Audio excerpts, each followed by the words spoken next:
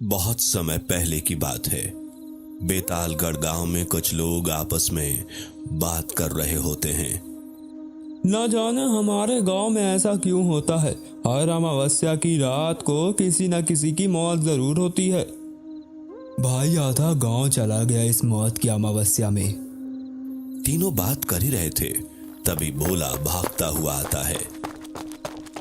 क्या हुआ भोला, तू कहाँ भागता भागता जा रहा है? वो भूत। क्या भूत? कहाँ? हाँ, वो जब मैं गंगा किनारे वाली सड़क से आ रहा था तो बड़ी मुश्किल से बचकर आया हूँ, वरना आज वो औरत मुझे मार डालती। कितनी बार समझाया है कि अमावस्या की रात में उस रास्ते से मत आया कर, तुझे समझ नहीं आता क्या? चल चल अब घर जा। पर कुछ नहीं, बोला ना, जाकर तू आराम कर। भोला वहां से अपने घर चला जाता है।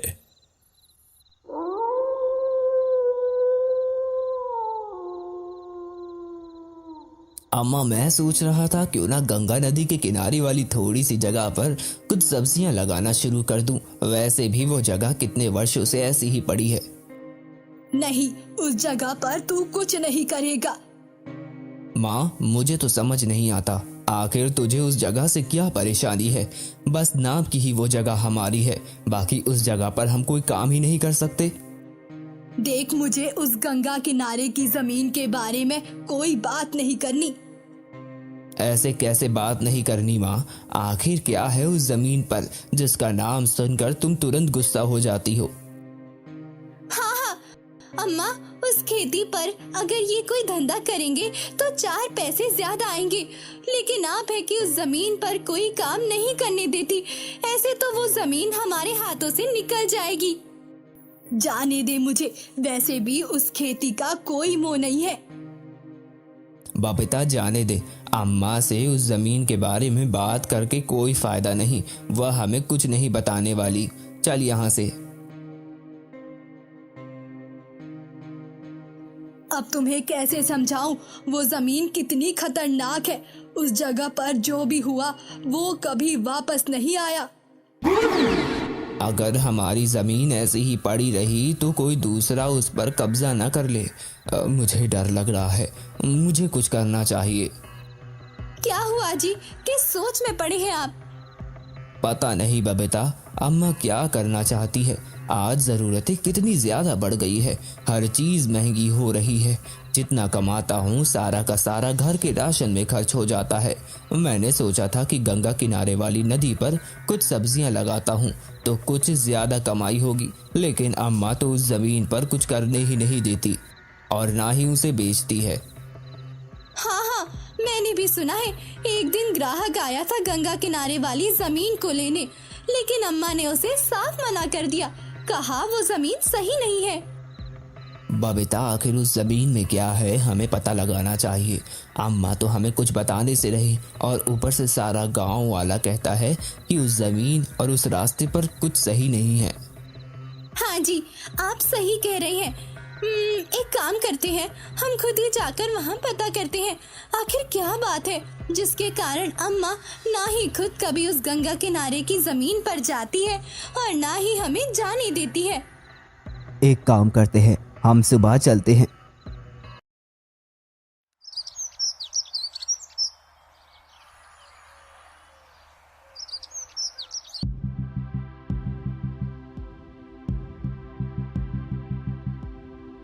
अरे सुबह सुबह कहाँ जा रहे हो तुम दोनों?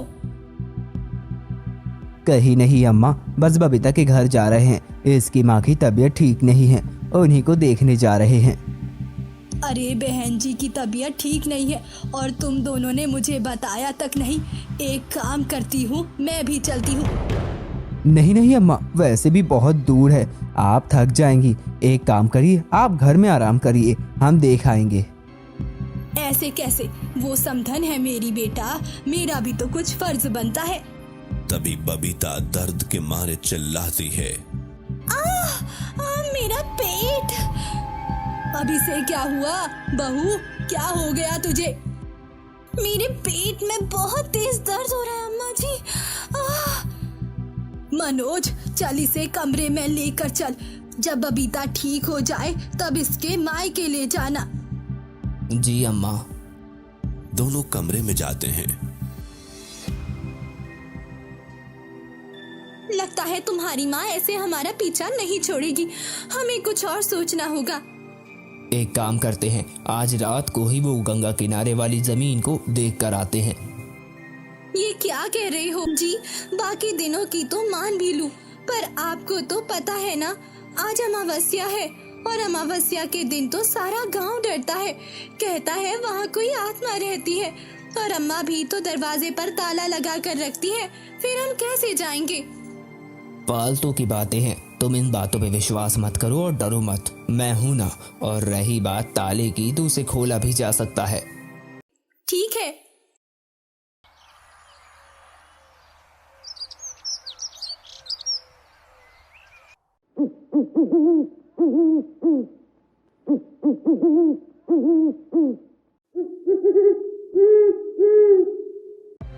रात के 1 बज रहे थे। अम्मा भी सो चुकी थी। बबीता, बबीता उठो, अम्मा सो गई हैं, उठो जल्दी, जाओ उनके कमरे से वो ताले की चाबी लेकर आओ। ठीक है जी।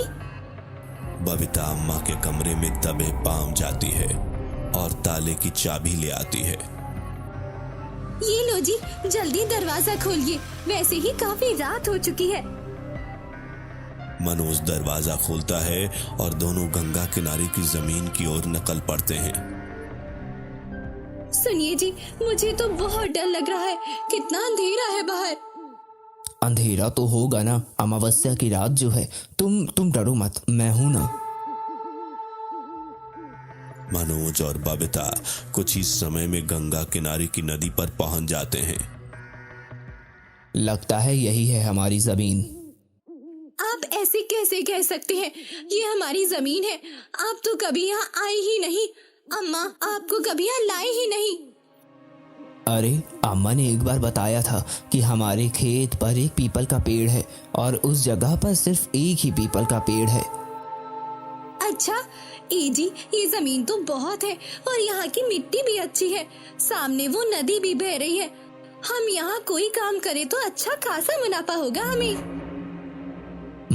तुम सही कह रही हो, लेकिन अम्मा को कौन समझाए, वो एक चूक मना करती है यहाँ आने से, फिर यहाँ काम कैसे करने देंगी। फालतू बोलते हैं इस गांव के लोग। देखो देखो, यहाँ तो कुछ भी नहीं है। दोनों बात कर ही रहे थे कि तभी पीपल के पेड़ के पत्ते जोर जोर से हिलने लगते हैं। ये क्या जी, ये पीपल के पेड़ के पत्ते हिल क्यों रहे हैं? हवा तो शांत है। अजीब आवाजें सुनाई देने लगती हैं।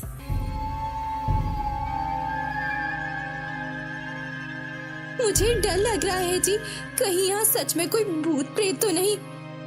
पागल हो गई हो क्या? कैसी बात कर रही हो? ये आवाज कैसी है? पता नहीं ये आवाज कैसी है। मैं नहीं छोड़ूंगी, चलिए जी यहाँ से।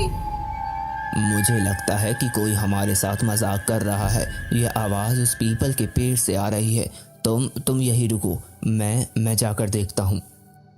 नहीं जी, मुझे बहुत डर लग रहा है, आप अकेले मत जाइए। कुछ नहीं होगा मुझे, तो तुम यही रहो। मनोज पीपल के पेड़ के पास जाता है और वहां आसपास देखता है। जब वो पीपल के पेड़ के पीछे जाता है तो गायब हो जाता है। अरे ये कहाँ चले गए? सुनिए जी, कहाँ हैं आप? अरे कहाँ गए? ये आवाजें कैसी है? सुनिए जी। बबीता अपने पति को ढूंढते ढूंढते गंगा नदी के किनारे पर पहुंच जाती है। सुनिए जी, कहाँ हैं आप? मुझे बहुत डर लग रहा है।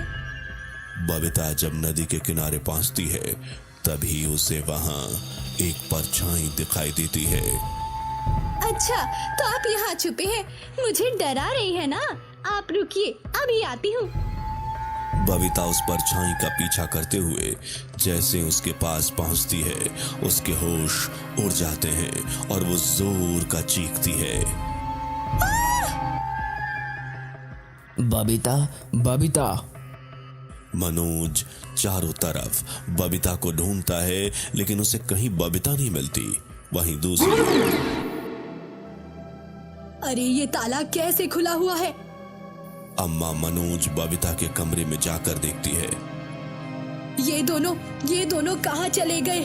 बेटा मनोज, बहू, कहीं ये दोनों गंगा किनारे वाली जमीन के पास तो नहीं चले गए हैं? हे भगवान, उनकी रक्षा करना। मुझे जाना होगा, कहीं कुछ अनर्थ ना हो जाए। बबीता, कहाँ हो तुम बबीता? मनोज उसी पीपल के पेड़ के नीचे बैठकर रोने लगता है। ना जाने मेरी बबीता कहाँ चली गई है। अब मैं अम्मा को क्या जवाब दूंगा?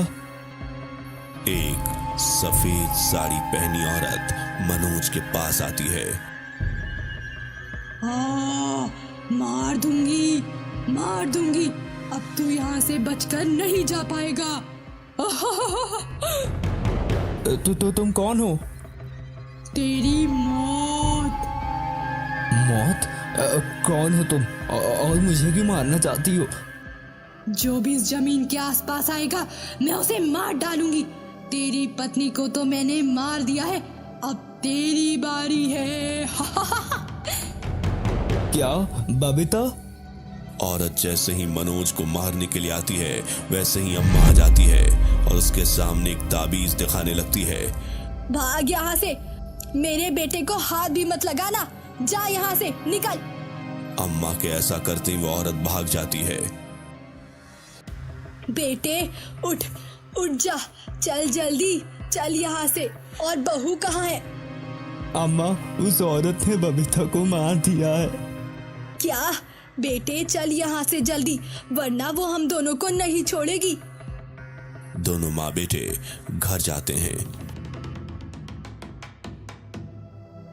बेटे, मैं इसीलिए तुझे वहां जाने से मना करती रही, लेकिन तूने मेरी एक भी बात नहीं मानी। माँ, मैं उस औरत को नहीं छोड़ूंगा उसे। उसने मेरी पत्नी की जान ले ली है। बेटे, तू उस औरत का कुछ नहीं कर पाएगा, वो बहुत शक्तिशाली है। पर वो हमें क्यों मारना चाहती है? हर उस इंसान को मारना चाहती है जो उसकी जमीन पर आएगा। उसकी जमीन पर? वो तो हमारी जमीन है ना? नहीं बेटे, वो जमीन हमारी नहीं है। तेरे दादा ने वो जमीन धोखे से उस औरत से हथियाई थी। मतलब मैं कुछ समझा नहीं। बेटे, आज से कई सालों पहले की बात है, जब तेरे दादाजी, पिताजी सब जिंदा थे। तेरे दादाजी बहुत लालची थे।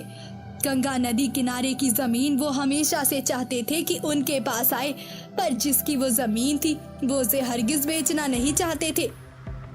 अच्छा, फिर क्या हुआ?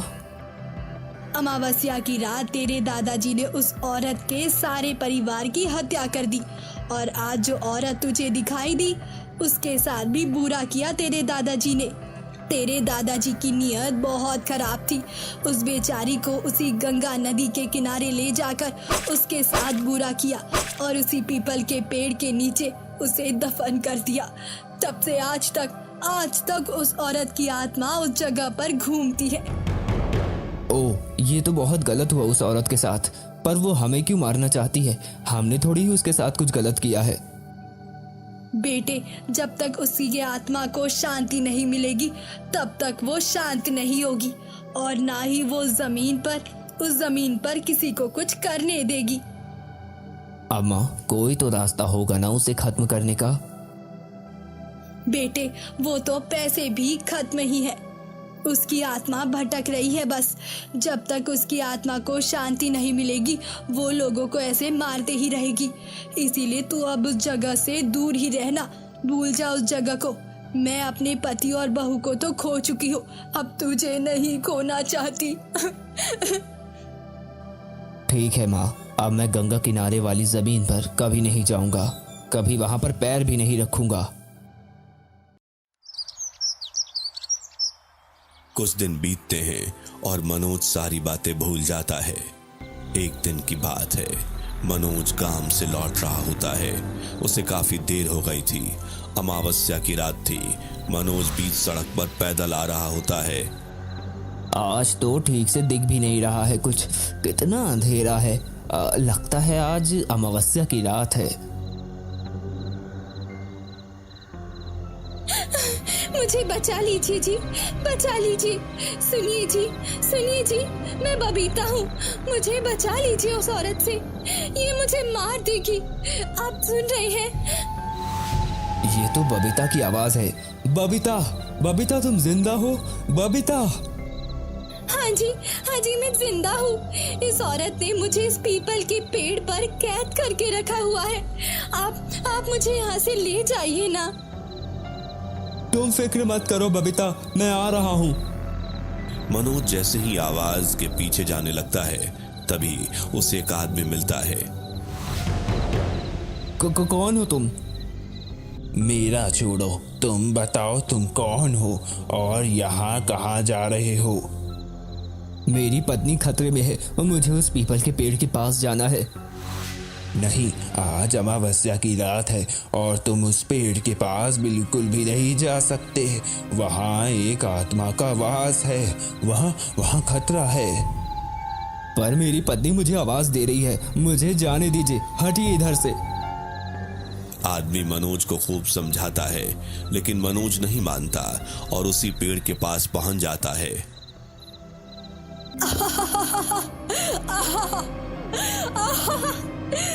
आ गया तू। अब तू भी अपनी पत्नी के पास जाएगा। मैं तुझे भी मार डालूंगी, नहीं छोड़ूंगी तुझे, नहीं छोड़ूंगी। काफी समय बीत गया है, मेरा बेटा अभी तक नहीं आया। आज अमावस्या की रात भी है, मुझे खुद जाकर देखना होगा कहीं मेरा बेटा कोई मुसीबत में तो नहीं। अम्मा कुछ लोगों को लेकर मनोज को ढूंढने निकल जाती हैं। मनोज उस औरत से बचते हुए वहां से भागता है लेकिन औरत उसके पीछे आ जाती है। औरत मनोज को जैसे ही मारने वाली होती है वो आदमी अचानक से सामने आता है। जल्दी जाओ यहाँ से और गंगा नदी से जल लेकर आओ और उसका जल इसके शरीर पर डालो। उसकी कुछ छींटे डालोगे तभी यह शांत होगी और यह खत्म होगी। आदमी औरत को रोक कर रखता है। मनोज भागता हुआ जाता है और गंगा नदी का जल ले आता है और उस औरत पर उसके छींटे डाल देता है। औरत चलने लगती है और कुछ ही देर में राख बन जाती है। बेटे, मेरे बच्चे, तू ठीक तो है ना? हाँ माँ, मैं तो ठीक हूँ। अगर आज मेरी मदद उस आदमी ने नहीं की होती तो आज मैं जिंदा नहीं होता। आदमी? कौन आदमी? मनोज उंगली का इशारा करता है जिसे देख अम्मा की आंखें फटी की फटी रह जाती हैं और आंखों में आंसू आ जाते हैं। आप? अपना और बेटे का ख्याल रखना, मैं चलता हूँ।